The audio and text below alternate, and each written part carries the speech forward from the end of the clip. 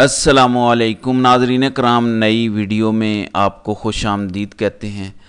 आज पाकिस्तान के लिए इंतहाई ज़िल्लत आमेज़ दिन है, क्योंकि चंद मनसूबा साज़ों के मंसूबे पूरे करने के लिए पूरे पाकिस्तान की ख़वातीन को आज गाली दी गई है, उनकी ज़िंदगियों को अज़ाब में मुब्तला किया गया है। आज ख़वातीन को अपने उन खामदों के रहम व करम पर छोड़ा गया है जो अपनी ख़वातीन को मारते हैं, जलाते हैं, तशद्दुद करते हैं, ज़लील करते हैं, और जब वो उनसे जान छुड़ा लेती हैं या वो खुला लेने में कामयाब होती हैं तो उसके बाद खामद को वेपनाइज़ कर दिया गया है। आज इद्दत में निकाह के केस में जिस तरह से एजेंसियों ने जज को फ़ैसला करने से रोका, जिस तरह से जज ने यह मामला वापस भेजा, वो आपके सामने है।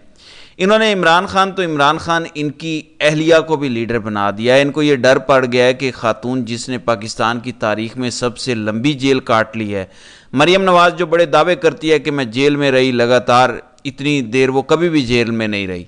आज अगर केस का फ़ैसला आ जाता और इमरान खान और बुशरा बीबी के हक़ में आता तो इमरान खान ने तो रिहा नहीं होना था फौरी तौर पर, उनका साइफ़र केस भी है, दीगर केसेस हैं, लेकिन बुशरा बीबी ने रिहा हो जाना था। तो ये बुशरा बीबी की रिहाई भी बर्दाश्त नहीं कर सकते, ये डरते हैं, ये घबराते हैं, इनकी टांगें कांपती हैं।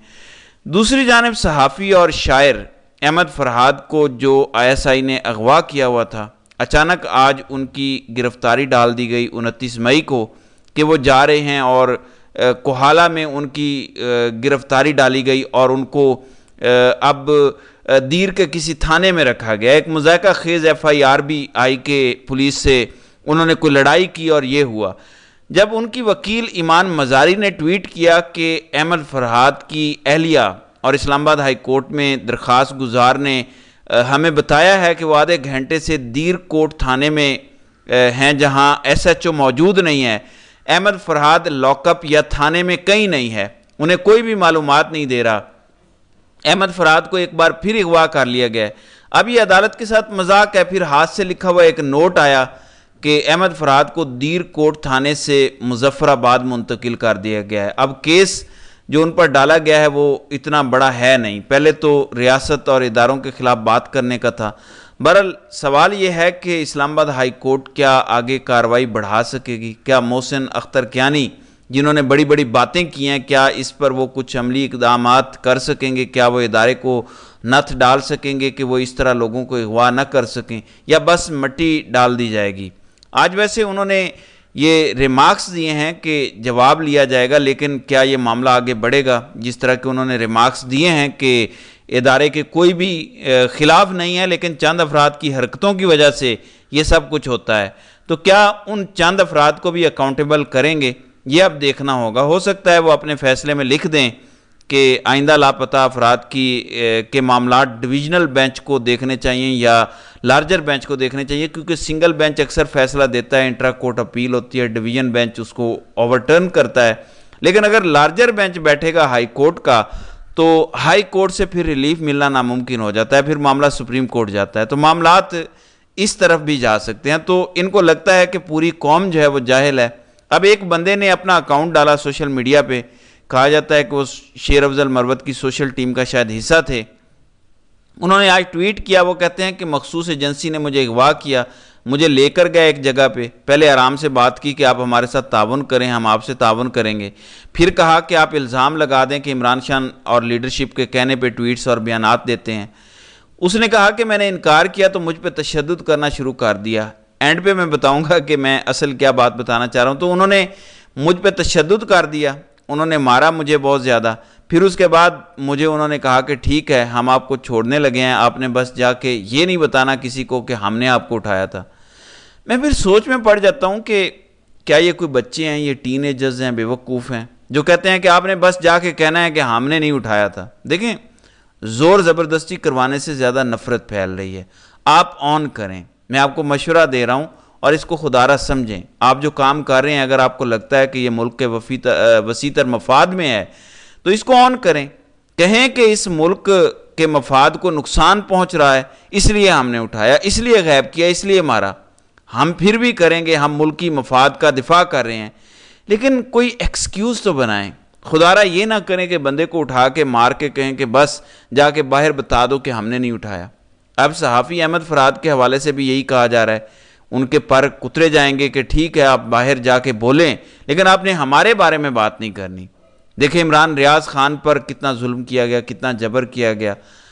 اب وہ اگر کوئی بات ہوتی ہے اسٹیبلشمنٹ کے حوالے سے تو وہ کوئی اخباری ٹکڑا لگاتے ہیں اور کہتے ہیں کہ مجھے دوبارہ گرفتار نہ کر لینا، میں صرف خبر پڑھ رہا ہوں۔ تو کتنا ظلم ہے یہ کہ پاکستان میں رہتے ہوئے لوگ کھل کے بات نہیں کر سکتے۔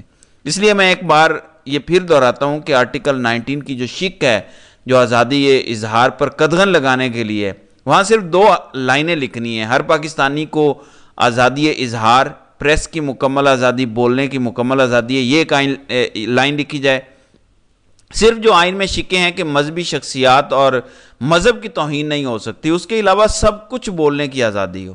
پھر اس کے علاوہ ڈیفیمیشن لا کی کلاز ایڈ کر دیں کہ اگر کسی پہ ذاتی حملہ کیا جائے جس سے کسی کی کریڈیبلٹی کو نقصان پہنچے گا، تو پھر جو انٹرنیشنل پریکٹس ہے، فار ایگزامپل امریکہ، یو کے میں 100% ان کا جو ڈیفیمیشن قانون کا لا ہے اسے کاپی کریں۔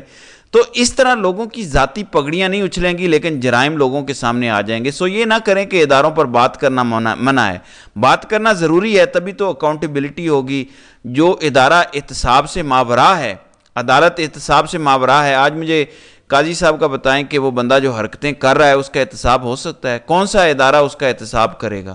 سپریم جوڈیشل کونسل کا سربراہ وہ خود ہے، سارے سپریم جوڈیشل کمیشن وہ لگائے گا، جو حرکتیں اس کی ہیں آپ دیکھ سکتے ہیں۔ پھر عامر فاروق کو دیکھ لیں، سارے ججز نے خط لکھا، عامر فاروق کو تو اٹھا کے باہر پھینکنا چاہیے تھا سپریم جوڈیشل کونسل کو، لیکن وہ وہاں بیٹھا ابھی بھی فیصلے دے رہا ہے۔ تو ان کا احتساب عوام ہی کر سکتی ہے، بول کے کر سکتی ہے، تنقید کر کے کر سکتی ہے۔ یہ نہ کیا گیا تو پاکستان نہیں چل سکتا، میں آپ کو بتا رہا ہوں۔ یہی ہوتا رہے گا، لوگ غائب ہوتے رہیں گے۔ آزادی ہوگی تو ایجنسیوں کو بھی ہوگا کہ ہم اٹھائیں گے تو کیا عدالت میں ایکسکیوز دیں گے کہ کس نے اٹھایا تھا، تو یہ کرنا پڑے گا۔ یہ جو ہے کہ اسمبلی میں عدالت کے بارے میں بات نہیں ہو سکتی، ہاں ذاتی حیثیت میں جج کو ٹارگٹ کرنے پر پابندی لگائیں لیکن فیصلوں پر بات کرنے کی آزادی ہونی چاہیے۔ اب جو آج عدت میں نکاح کا کیس پر فیصلہ ہونا تھا، پہلے جج نے اس کو محفوظ کیا۔ اب اگر اپنی مرضی کا فیصلہ لے لیتے اور یہ آ جاتا کہ عمران خان اور بشرا بی بی کی سزا برقرار رکھی جاتی ہے تو معاملہ ہائی کورٹ چلا جانا تھا۔ اب ہائی کورٹ میں عامر فاروق اکیلا رہ گیا ہے، باقی سارے ججز انصاف پر مبنی فیصلہ دینے پر تل گئے ہیں۔ عامر فاروق کے لیے سب کچھ مینج کرنا اتنا آسان نہیں ہے، گو کہ سائفر کیس میں عامر فاروق اور میاں گل حسن اورنگزیب نے بہت غلط کردار ابھی تک ادا کیا ہے کہ لٹکایا ہے کیس کو بہت زیادہ، لیکن پھر بھی عامر فاروق کے لیے فیصلہ نہ دینا یا غلط فیصلہ دینا اتنا آسان اب نہیں رہ گیا۔ تو اس کو روکنے کے لیے پھر ایک پلان ترتیب دیا گیا ہے۔ اب 2 اس میں صورتیں ہیں، جب اس جج پر دباؤ ڈالا گیا تو کیا اس کے گھر والوں کو اٹھایا گیا، اس کی بہن کی کوئی ویڈیو بنائی گئی، بیوی کی بنائی گئی، یا والدین کو تنگ کیا گیا؟ ظاہر ہے یہ تفصیلات کبھی یہ خود بولے گا، وہ وقت دور نہیں ہے، سارے ججز سامنے آ کے بولیں گے۔ لیکن اس جج کے حوالے سے 2 چیزیں کہی جا سکتی ہیں، کیونکہ چھٹیاں آنے والی ہیں، پھر عدالتیں بند ہوں گی تو کہیں جا کے جولائی اگست میں کھلیں گی، تو ٹائم گین کرنے کے لیے اس کو کہا گیا کہ فیصلہ تم خلاف بھی دو گے تو ہائی کورٹ میں جائے گی اپیل، پھر ہائی کورٹ کو فیصلہ کرنا پڑے گا، تو ہم لٹکاتے ہیں اس معاملے کو، تم اس کو واپس بھیج دو۔ اب اس نے عامر فاروق کی کورٹ میں گیند پھینک دی ہے، اور عامر فاروق تو پہلے ہی پتہ ہے کہ کس کا چیلا ہے۔ عامر فاروق اگر کسی اور جج کو یہ کیس دیتا ہے تو عامر فاروق کو ٹائم فریم دینا چاہیے، یہ جج نے لکھا ہے، یہ نہ ہو کہ یہ مہینوں کیس چلتا رہے، جیسے سائفر کیس میں عامر فاروق نے 1 مہینے کا ٹائم دے دیا تھا کہ 4 ہفتوں میں یہ فیصلہ ڈیسائیڈ کرو۔ ایسے 3-4 ہفتوں میں اس کا بھی عامر فاروق کہہ سکتے ہیں کہ آپ اپیل ڈیسائیڈ کریں، اور جج نے جو ہے وہ یہ بھی بتایا ہے کہ کمپلیننٹ جو ہے وہ ڈیلینگ ٹیکٹکس کا استعمال کر رہا ہے، کبھی کسی بہانے سے پروسیڈنگز کو ڈیلے کر رہے تھے، تو اس کا ایک لحاظ سے یہ فیصلہ ہے۔ اب ظاہر ہے یہ دباؤ کی وجہ سے ہے، ورنہ کہاں ایسا ہوتا ہے دنیا میں کہ ایک کیس کا فیصلہ محفوظ ہو اور 6 دن کے بعد فیصلہ آنا اور جج کہے کہ اب میں یہ کیس واپس بھیج رہا ہوں۔ ایک بار ٹیریان وائٹ کیس میں یہ ہوا تھا اور اب عدت کیس میں یہ ہو رہا ہے۔ ظاہر ہے کہ دباؤ سائفر کیس پر بھی ہے، اسی لیے ابھی تک عامر فاروق اور میاں گل حسن اورنگزیب وہ بھی نہیں سنا پا رہے فیصلہ، اس لیے ابھی تک لٹکایا جا رہا ہے۔